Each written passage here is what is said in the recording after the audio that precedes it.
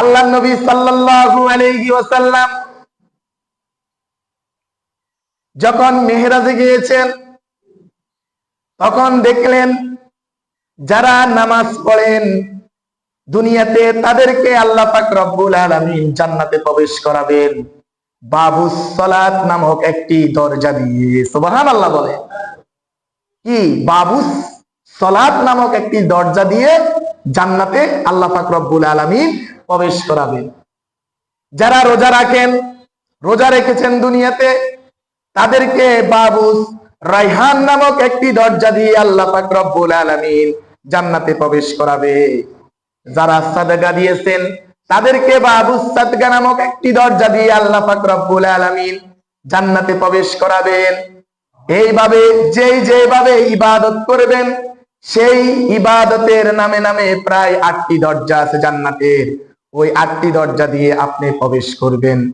আল্লাহ রাসূল সাল্লাল্লাহু আলাইহি ওয়াসাল্লামকে হযরত আবু বকর সিদ্দিক রাদিয়াল্লাহু তাআলা আনহু বলেন, ইয়া রাসূলুল্লাহ, ইয়া হাবিবাল্লাহ, আমরা কি কোন মানুষ কি এমন যোগ্যতা অর্জন করতে পারে নাই যে 8টি দরজা দিয়ে জান্নাতের যে কোনো 8টি দরজা দিয়ে ঢুকতে পারবে? আল্লাহ রাসূল সাল্লাল্লাহু আলাইহি ওয়াসাল্লাম সিদ্দিক আকবর রাদিয়াল্লাহু তাআলা আনহু হযরত আবু বকরকে বলে, আবু বকর, আমার অসংখ্য উম্মত আছে, তারা জান্নাতের 8টি দরজার যে কোনো দরজা দিয়ে ঢুকতে পারবে। সুবহানাল্লাহ।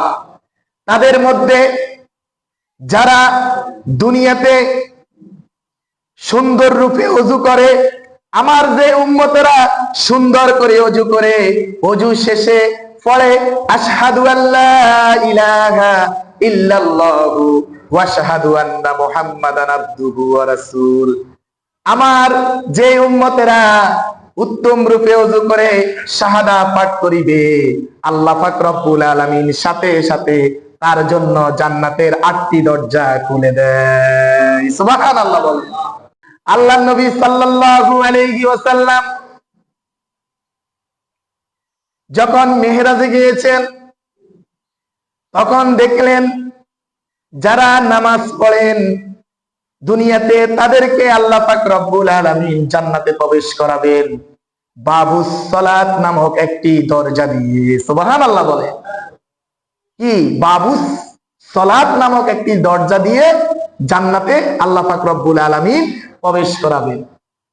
যারা রোজা রাখেন, রোজা রেখেছেন দুনিয়াতে, তাদেরকে বাবুস রায়হান নামক